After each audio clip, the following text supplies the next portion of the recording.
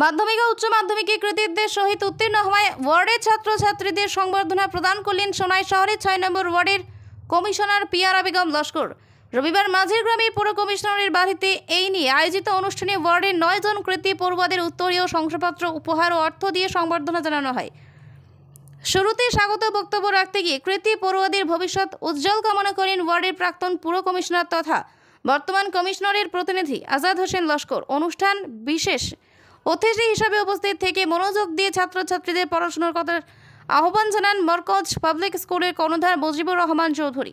এছাড়া অনুষ্ঠানে বক্তব্য রাখেন মইনুল হক চৌধুরী, আজমাল হোসেন মজুমদার, ক্রীড়াবিদ নাতম সিংহ প্রমুখ। দায়িত্ব কিছু আছে, যদি শিক্ষার উপরে যদি গুরুত্ব আমরা না দেই, আমরা লাগিয়ে আমরা ভুল করবো মনে করবো, তখন নেক্সট জেনারেশন তো ইয়ার হইতো।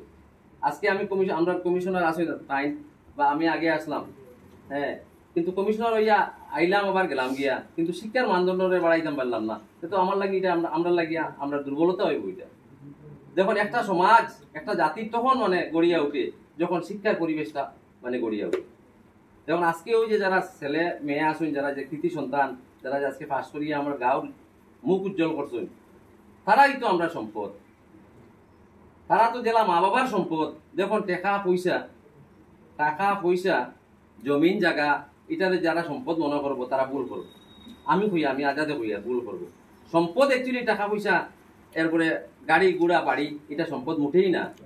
এটা তো আমি যদি আজকে মারা যাই, কালকে এটা জায়গা তুইব, আমি তো যাইব কি সম্পদ। আমি যারে গড়িয়া তুইয়া যাইব, আমার আওলাদ যারে গড়িয়া তুইয়া যাইব, হে হইব আমার সম্পদ। আমি মারি যাওয়ার পরে আমার লাগি সিন্নি করবো, আমার লাগি পূজা পাঠ করবো, হ্যাঁ, আমার লাগি খবর লইব, দেশের মানে আরো উন্নতি করবো।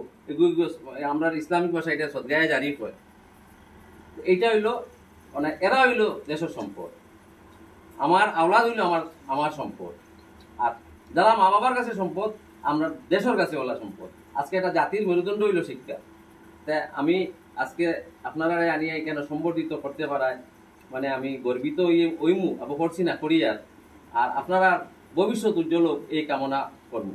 এখন আমি মানে নাম ধরিয়া, আপনি যত বড় হয়ে যান কিন্তু আপনার ধর্মটা ঠিক থাকলে, আপনি যে ধর্মের উপর আল্লাহ ভগবান সব একই, এটা সবাই মানে এটা রাখবা। কারণ হে আজকে তারা আপনি পাঠাইলা, সে গুয়াহাটিতে গেল, ইয়াত গেল, কিন্তু তার ধর্মটা যদি বজায় রাখে না, এটা যদি বুঝে না, কিন্তু একদিন তারা আড়াই দিবা। আপনি যত বড় কিন্তু আপনি আড়াই দিবা।